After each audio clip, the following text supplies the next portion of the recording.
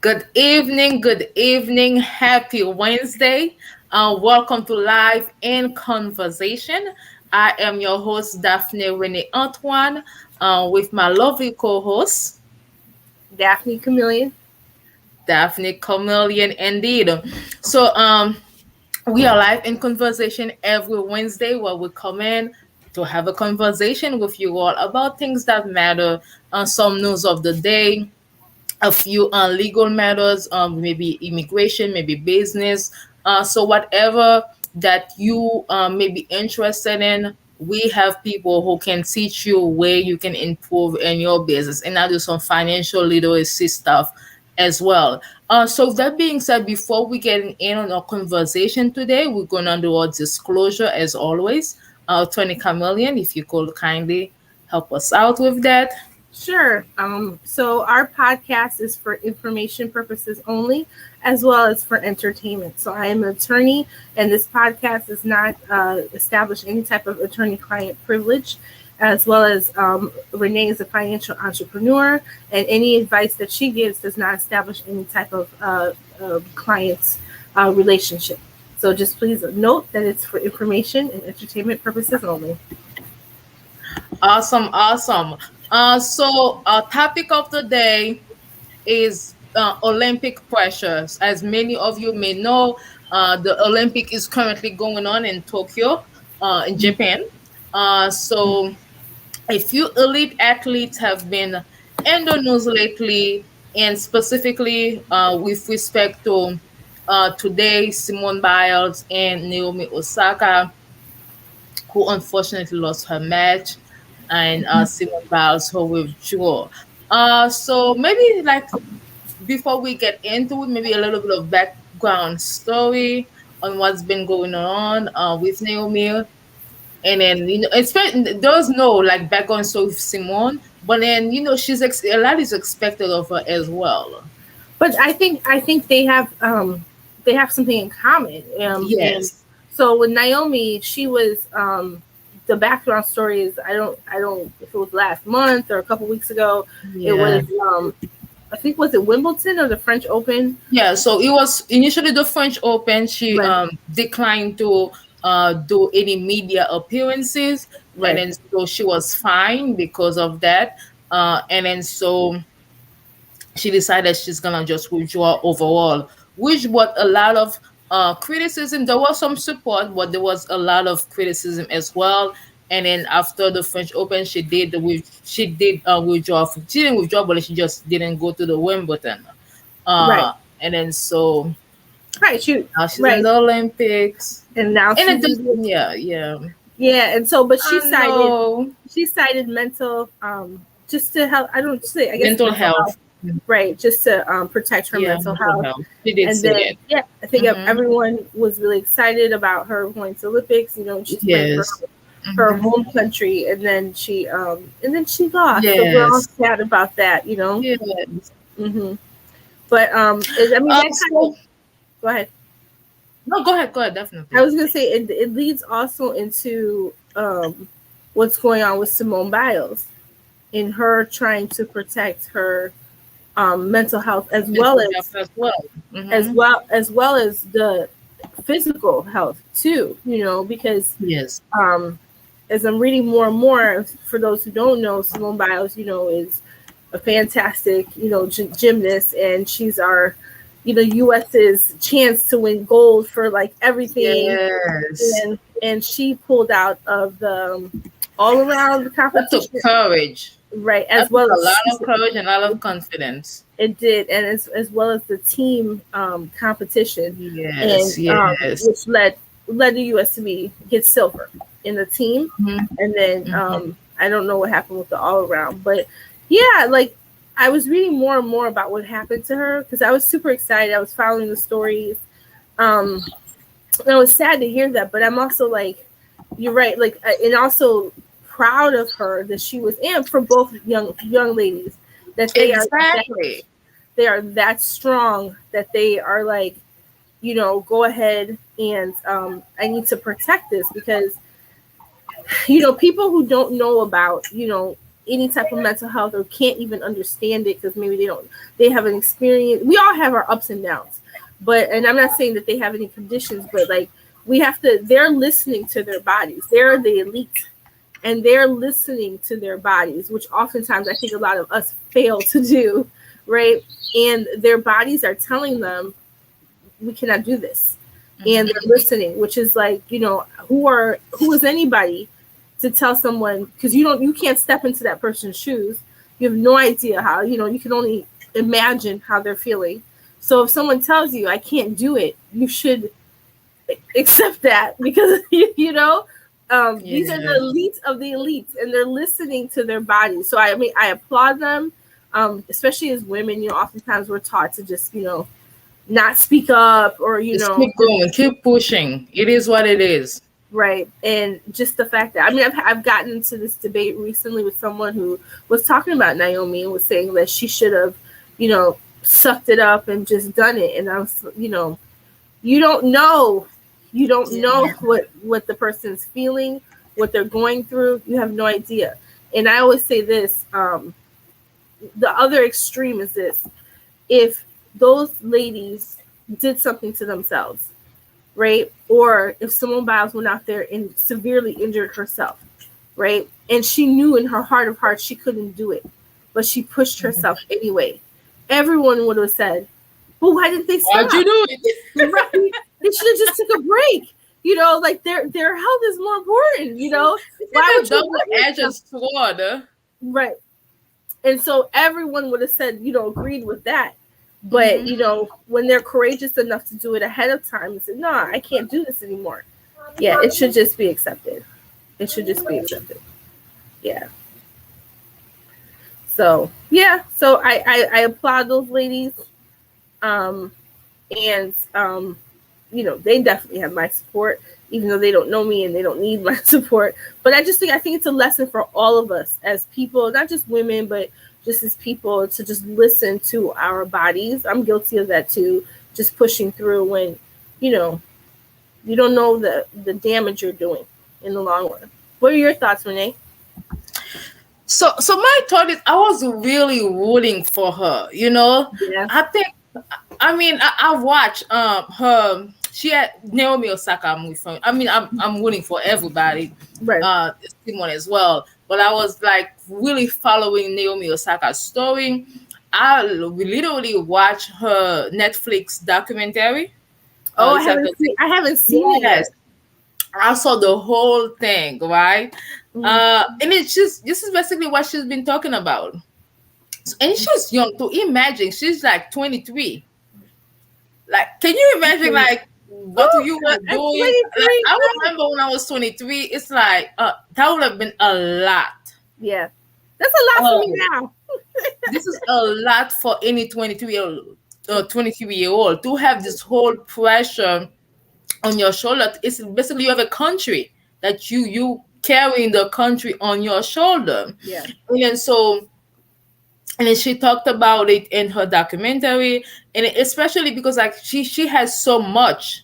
I think in the Olympics she has so much to prove, and especially with all the, I guess, the negative criticism that she's been receiving. So it was her moment. I personally, I think it was her moment to come back and say, I still got it. Right. And I'm not saying she doesn't still have it, but I think that would have really boosted her confidence to just keep going. And then so I was really rooting for her in that sense, and I really do hope that she can find it within herself to know that she is good. Even when I was watching the documentary, she had a new coach, and the coach is like, she's good. There's nothing like, on the physical thing that I can help her with except the mental part. And then so when she's under pressure, obviously you're 23 and then you have all this and you backlash from media. It's a lot. And I also wanted to know, to point out, her opponent knew that. So even in, I was reading an article, her opponent said, well, that's a lot of pressure for somebody to be on. and I knew she was going through that. And then I mean, she was. I had nothing to lose. You see what I'm saying? Yeah. So she just Yeah. came out to play, Mm-hmm. and Yeah. I guess Yeah. like if the role were reversed and Naomi just came out to play without the expectation of winning gold for our country, especially the host country, Mm-hmm. I do think things would have been a little bit differently. Right. Right. And so, and then I'm not saying that, because a lot of people say, well, you are an athlete, you're supposed to expect that. But at the end of the day, we're still human. Oh, of course. So there should be grace should also be extended to Right. athletes as well. And same with Simone. Like it's like the whole world was thinking Simone is gonna come out and just like it's locked in the bag, everything. And then you have that whole expectation that it's locked in. Right. You're thinking, okay, what if I make a mistake? Well, Uh, and if she makes a mistake, she could die. You I'm know, sorry. if she makes a mistake, she could die, Yeah, or yeah, she yeah, become, or become paralyzed. So yeah, it's not like a.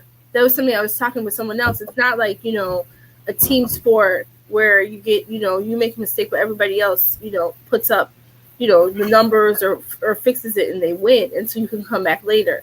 No, you individually can hurt yourself. You know, um, I think you made a point about the being an elite athlete and expecting this. Um, you do expect it. I'm sure you expect some of it. But what happens if you're used to it, you expect it, but for whatever reason, this time you can't get over it. yeah. You can't get through it. It just Hmm. keeps bothering you and it's affecting everything else. What are they supposed to do? And then things have changed. Yeah. 2020, COVID, a Hmm. lot have changed. And we don't And so and we should take yeah, that into account.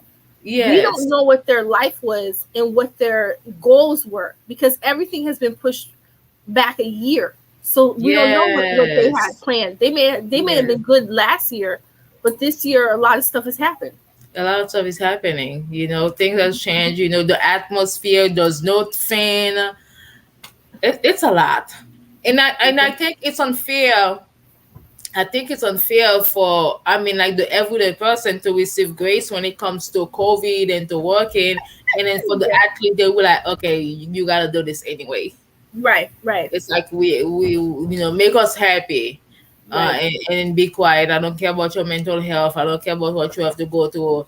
I just want to be eating some popcorn and watching you compete. Right, right, right. I mean, I wish both of them the best. I Oh really yeah. hope that I have a feeling Naomi's gonna come out of this, you know, stronger, better. I don't see her just like hanging up the head, and I wish her everything, nothing but the best. Yeah, and I also believe that Simone Biles has her future is bright. So Yeah, whether she ends up actually competing in individuals, competitions for the rest of the Olympics, or she opts out, she's not ready yet, and afterwards she retires and she decides to teach or do whatever she wants to do for as far as with the gymnastics world. I think her future is bright because I think she um, there's probably some people that she saved, future athletes and people that have the courage to be like, she was at the Olympics and said, I can't and I'm not going to. I mean, you're right, the courage that takes. And there may be someone who's going to be in that situation, and instead of injuring themselves or actually hurting themselves, they're like, well, she survived it. She was able to come back from it, so maybe I'll have the courage to say I can't do it either. Or even some college kid or high school or whatever, or just it doesn't have to even be sports. It could just be yes, any type of, because that takes a lot, and she's young too. yeah. She's young and female, black. It's the whole thing. Yeah, that's a lot. Yeah, it's a Mhm. lot. It's a lot. Yeah. So, with that being said, Attorney Daphnée Camilien, any immigration news, any update? Yeah, there's a couple of things. Somalia just got um, their TPS redesignated, so that just came out recently, and they have, I think it's effective September 18th to March 17th. It's 18 months. So there's going to be their guidelines are going to come out, but they already gave them the dates. So that's good news if you're in the U.S. and you're from Somalia, and you cannot go back. So there's some temporary protection there. Biden just came out with a new immigration plan, and so it's a little bit controversial. There are some practices that he has continued that occurred under the Trump administration. Some of them is he has a health and safety thing where under Trump administration, they were turning people away because they said because of COVID, and they were saying it was like a health issue to the citizens, to the U.S. to Americans, and so they were using it as an excuse to turn people away. He's continued that. He's also continued something called like expedited removal, which means if you come here for asylum, if you're like a family, you come here for asylum. Under Trump, what they were doing was the immigration officer could on the spot say, you don't have an immigration claim, I'm sending you back. Versus before, you had to go through like credible fear interview. You had a couple of layers, and if that officer didn't agree that you had a real asylum claim, then it could go up to the next level, which was the immigration judge, right? And so there was just more layers and more steps. But now under Trump, he allowed officers to immediately determine there was no claim and send people back immediately. And under Biden, he's continuing to do that. So under his new plan, people are very upset about that. People are saying that he's not addressing immigration reform holistically. He's more focusing on the border, some of these asylum issues. But that's what some of the criticisms are. The other side of it is that, they're trying to put a bill in Congress that gives people, essential workers, DACA people, and TPS recipients a pathway to citizenship. So that does look at immigration a little bit more holistically. So that's the other argument. The other issue that people have is that currently they said the amount of people who are getting green cards is on par to be down about 100,000. So let's say that's 100,000 less people will be getting green cards this year, under this current administration. But it's easy to say that number. There's so many things. Immigration has slowed down the last couple of years. I don't know if it's less officers, what's going on, but it's such a backlog. Everything takes so much longer. I don't think you can blame.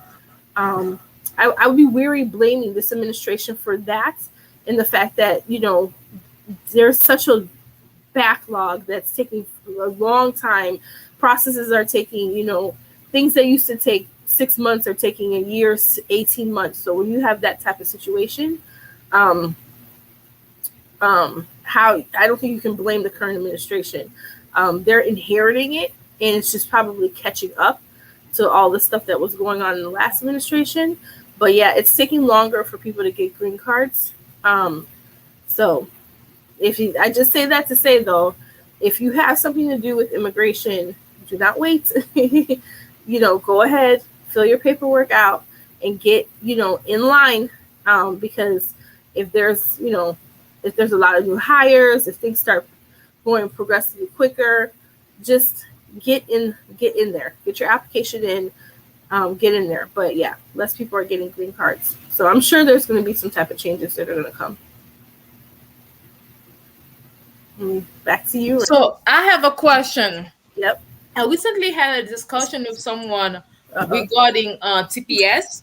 Okay. And so based on what the person was telling me, there is a form that a current holder of TPS can fill out to be able to get, I guess, authorization to travel. Travel to the home country. Mm-hmm. Okay. See.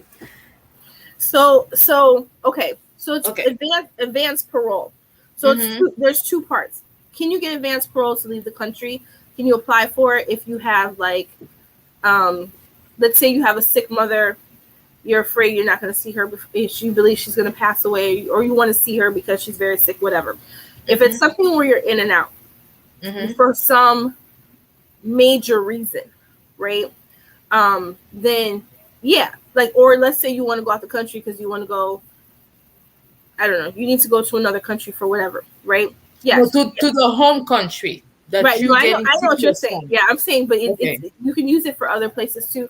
But for the home country, yes. But the idea is it's for temporary protected status. Yeah, temporary protected status. Is because the idea is that you cannot go back to your home country because of the conditions in your home country exactly is so bad, whether it's war, whether it's, you know, climate, whatever. So if you decide to go back to your home country, you have to think about how that looks.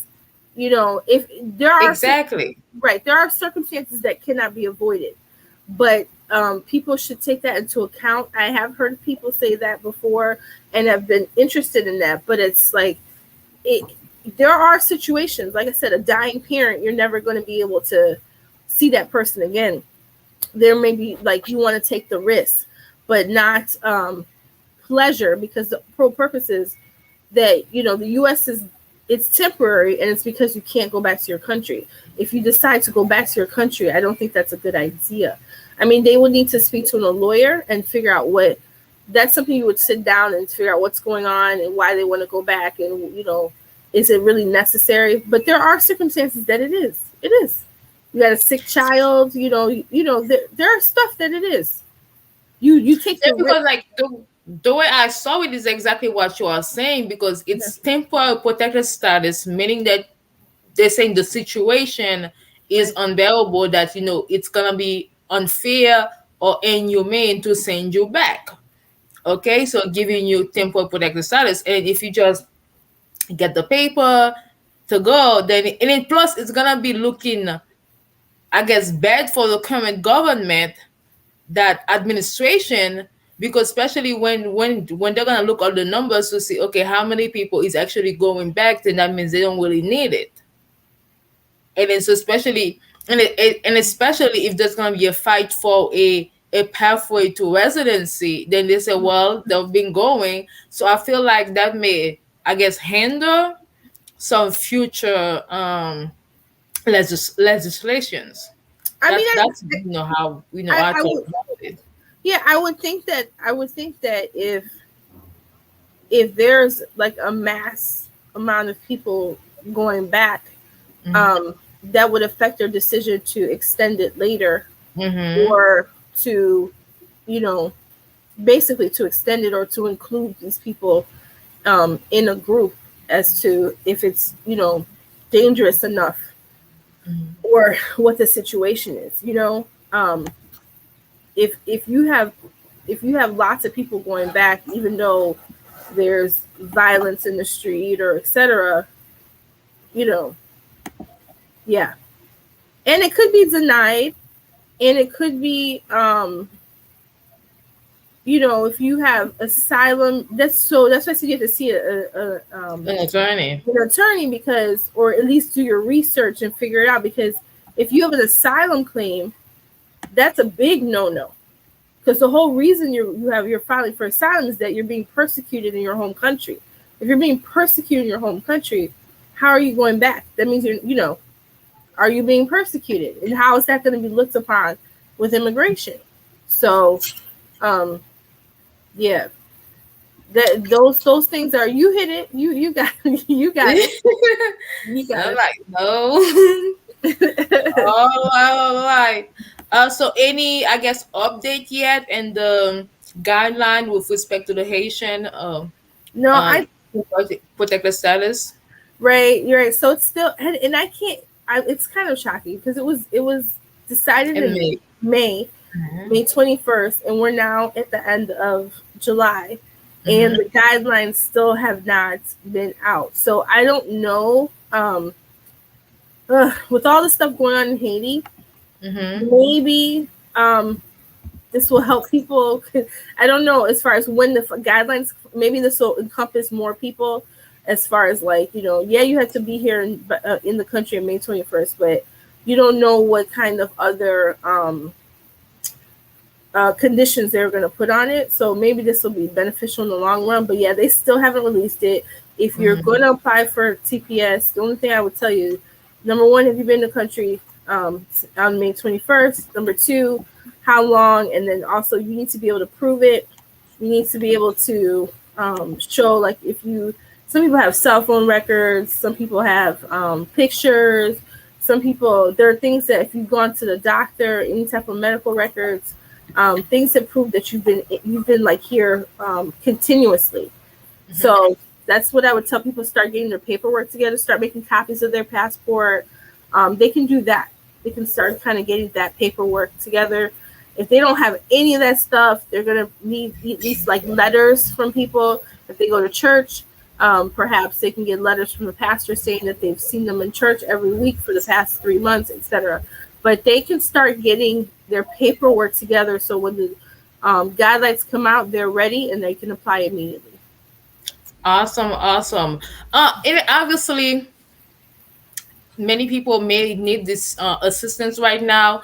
So what advice do you have for someone who may want to reach out to an attorney if they don't feel like they can do everything themselves? Because right now I see a lot of cases where some people who may need immigration assistance may be defaulted because there's a high risk of fraud right now with respect to that. And then so kind of like what advice do you have for people to ensure that they're not being defrauded when it comes to seeking legal immigration advice? So one of the first things I would say is talk to an attorney. If you cannot afford an attorney, that's not something that's feasible for you, go to a legal clinic. If you're in the Illinois area, Chicagoland area, they have lots of low cost to free clinics that offer immigration services. So those resources are out there. If in your major cities, what I've found with people, I've had to fix some people's applications. They've come back to me after they've had an issue. But what I've found is it's really hard, I know, but people tend to go to people who are like them, who maybe let's say they're from country X and they come here and they meet someone else from country X that says, oh, I can do that application for you, right? And this actually happened to someone. I can do that application for you. Oh, don't go to an attorney. I'll charge you $50 to go to the application, whatever. And so they go through the application, but then they don't realize, because this is not what they do, that the application that they did was expired. So it probably would have been good a year ago, but most people don't know lots of immigration forms have changed within the last year. So it looks the same, but it's actually an expired form. So then now the person gets a letter saying that, saying some stuff about it being, you used the wrong form or you used the wrong code or you did this, and they don't know what that means. And so now their application gets rejected because that person that did it has no idea. So if you can't, so that's why I said don't necessarily just go to an attorney. That's it. If you feel like you can't do your own, which is fine, get assistance, but go to an attorney. Unless I'm trying to think of where immigration is federal, meaning that an attorney can be licensed in Illinois and you can be in Syracuse, New York, and an attorney in Illinois can do your case because it's federal. So, and that means too, if you but I would say try to go the clinic route. Google immigration clinics to see if you can find. And I know why people go to local people or people that they know, and that's because they'll do it for free, or they'll do it for very low cost. So if that's the issue, then go to a clinic. There's lots of clinics that are out there, and lots of organizations that are doing this. So Googling is your friend. So, free immigration clinic in Syracuse, New York. I'm just giving you an example. Google it and see what comes up, and then contact the people and say I have an immigration issue. Um, and that's it. If you don't speak English, if you have someone who does speak English, that they can get on the phone with you 3-way, and then you'll figure out. Maybe the place has, translators, which a lot of places do. So, or has access to translators. But that would be the number one thing, is to just try, because people can do certain things by themselves. I'm not saying you can't, but you have to. It's all about reading all the instructions, filling out all the paperwork, and understanding what's going on as far as like, is this current? Going to the website, and I when I see people who have who've been burned, most of the time it's people that they got to help them fill out an application that are not attorneys, who are not responsible. What do they care if they give you the wrong form? They don't even know that the form was updated, because this is not what they do. This is something they do on the side, right? So they don't care, or they don't even understand when the paperwork comes back and says there's a mistake. They don't understand what it is, because this is not what they do. So that's what I would tell people. Just, go find a clinic, and don't wait to the last minute, because there's lots of people who are using clinics. So if you're going to need, you're going to need a couple months. It's not, I have court next week. I have an asylum case that's coming up next week. People can't do that for you last minute. And if you do a private attorney, it's going to cost you a lot of money to do something last minute. So that would be like my number one advice. Awesome, awesome. Well, thank you for sharing that. Obviously, you mentioned that an attorney can, because immigration is federal, Right. an attorney can practice in multiple state, more different state.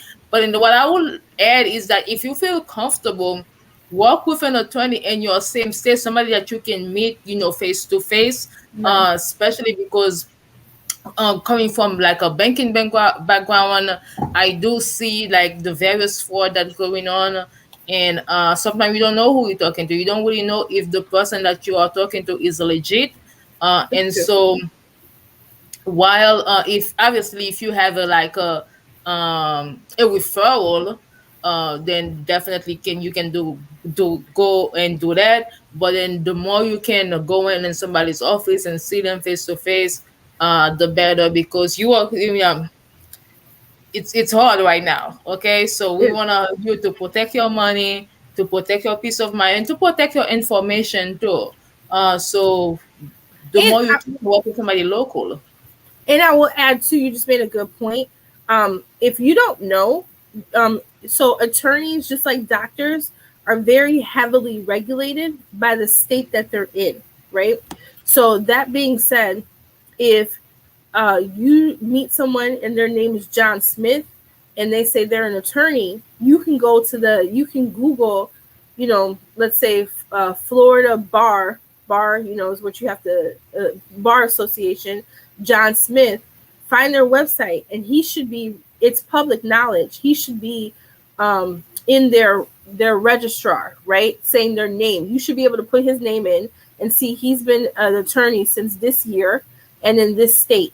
And if you can't find that, that's a problem. But all attorneys who are active, who are licensed and barred by that state it's public. You can look them up. You can look me up. You can look anybody up.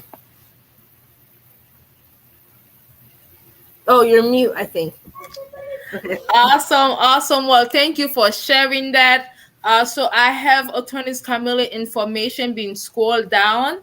So her number is 847-410-9022. That's 847-410-9022. So if you know somebody who may need her assistance, you can see her, Mhm. you can hear her. She's very knowledgeable. So go ahead and reach out to her, and then she'll be more than happy to help you with whatever that you need. And then so that's it for immigration segment, and I'll do a quick financial literacy segment, and I'm also gonna promote my hobbies business, AJP Unlimited, which I have showing right now. Okay, thank you. So, hello to all of you who have been joining us live. This is Live in Conversation, where we come every Wednesday to discuss immigration news, current news, and some financial information that can help us thrive either in our family or business, our everyday life.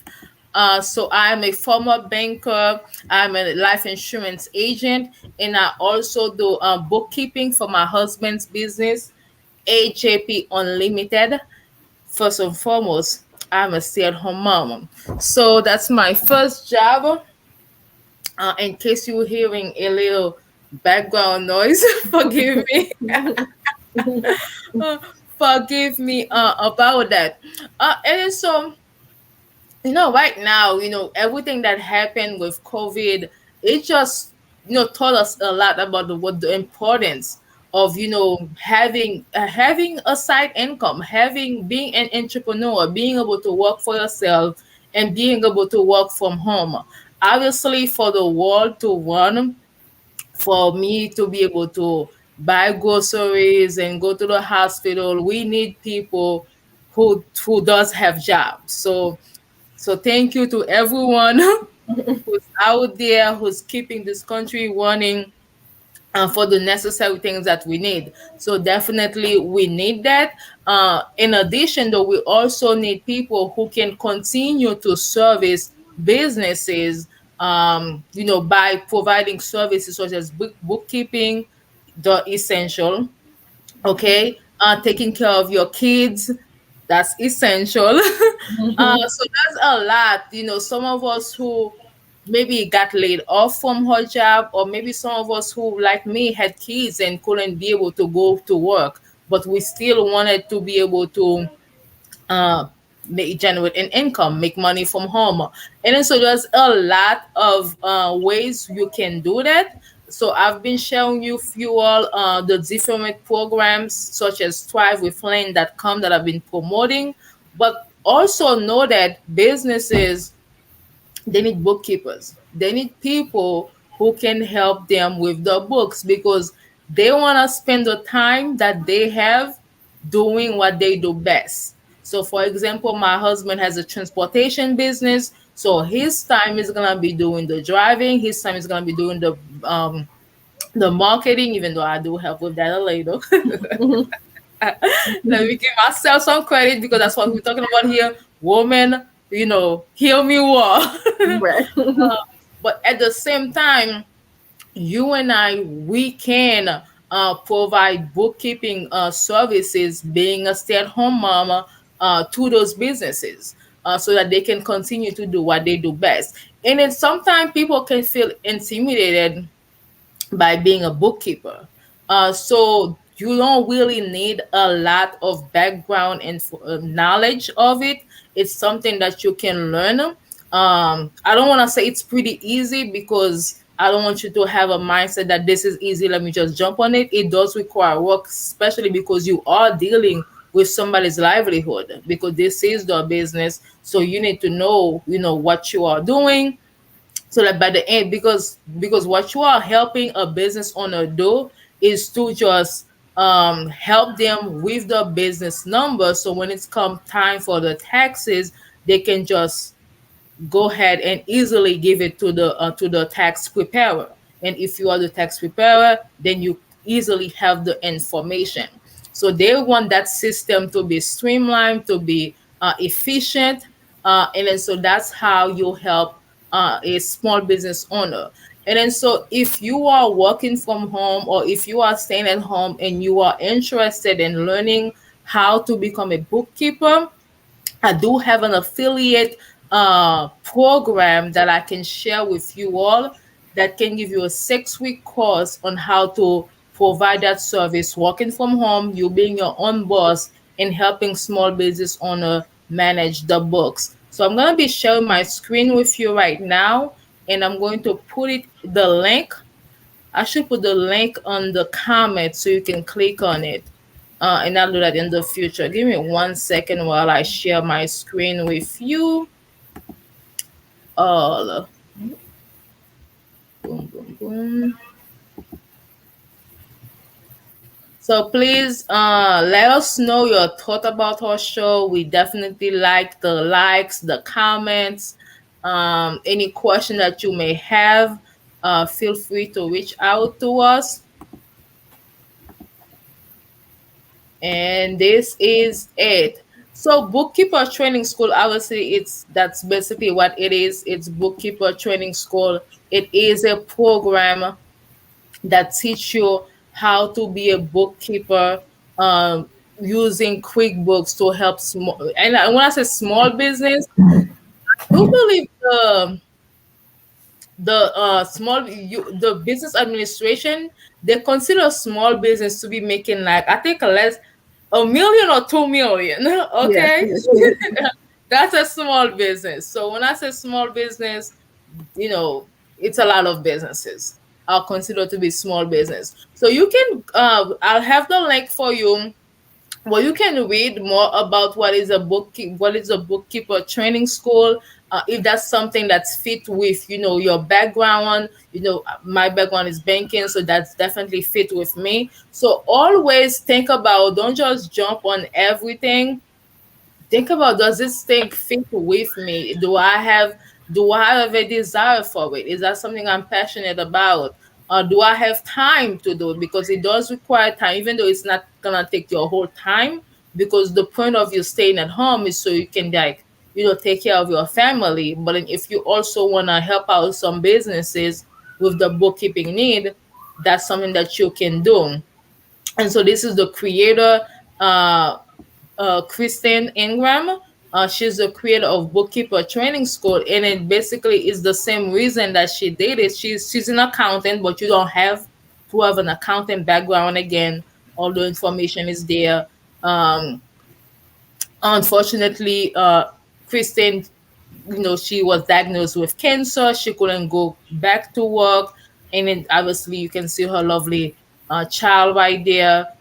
She needed, just like many of us moms, a way to earn an income, working from home, doing what she loved best, taking care of herself, taking care of her family. And so that's how she came out and, use her skills to help everyday mom who's dealing with the same of the issue that she was dealing with. So that's what Bookkeeper Training School is. As you can see, there is no risk. There is a 30-day money back guarantee.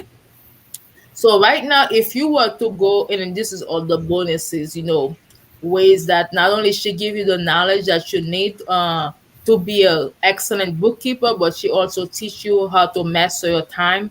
So you do see that time mastery method here.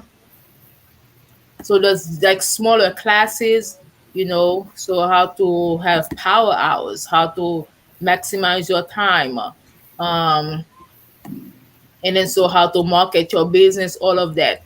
And so right now, if you were to go to Kristen website right now, you will see her cost to be $997. So if you go to smallbizlife.com, you will see her cost is $997. However, if you go to the link that I'm gonna be putting in the comment, you will get it for $497. So every business is a startup cost. This is your investment cost to get the knowledge that you need to start your business.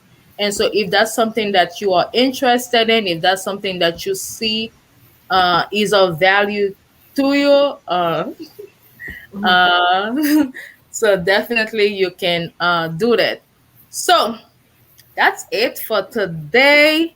Thank you to all of you who joined us.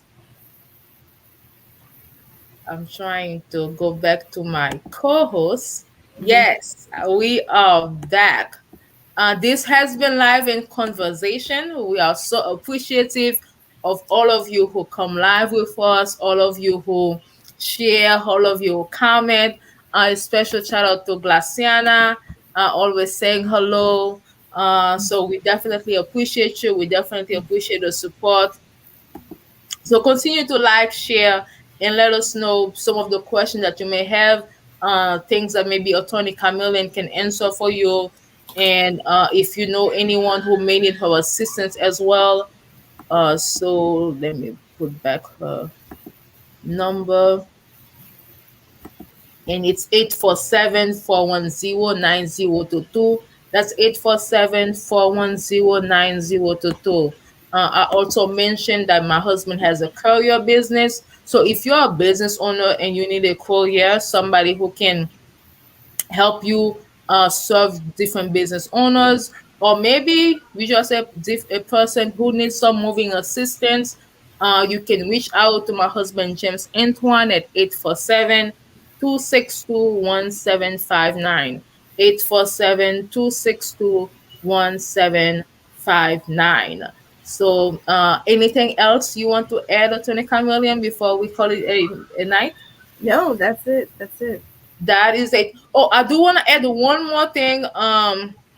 For those of many of us who maybe Haitian descent or Haitians, uh, every year we used to have the 4th of July back to school. No, 4th of July picnic. It used to be 4th of July picnic. However, due to COVID, it has been pivoted that it's gonna be now a back to school picnic on August 28th. So Yeah, that's- I'll share the flyer with you all. And So wait, just to say, that's for those in the Chicagoland area. yeah, Chicagoland area. Yeah. So that's Evanston, Skokie. I mean, if you're in the Chicago, we want everyone to come out.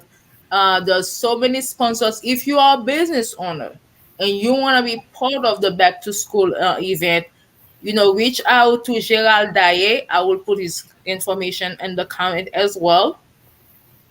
You can be a sponsor, you can have a table. It's gonna be a back to school program, so which means that if you wanna volunteer your time, or if you wanna donate supplies, or if you wanna donate money so they can put the supply, there is a GoFundMe page, or you can just reach out to Gerald Dye again. So please share this information. You know, it's been a long, almost 2 years with COVID. We want to see everyone come back, have some fun, support some business, and especially support children going back to school. So that's it for today. Daphnée Winnie Antoine and attorney Daphnée Camilien signing out. See you all next Wednesday for Live in Conversation. Bye for now. See y'all next Bye. week.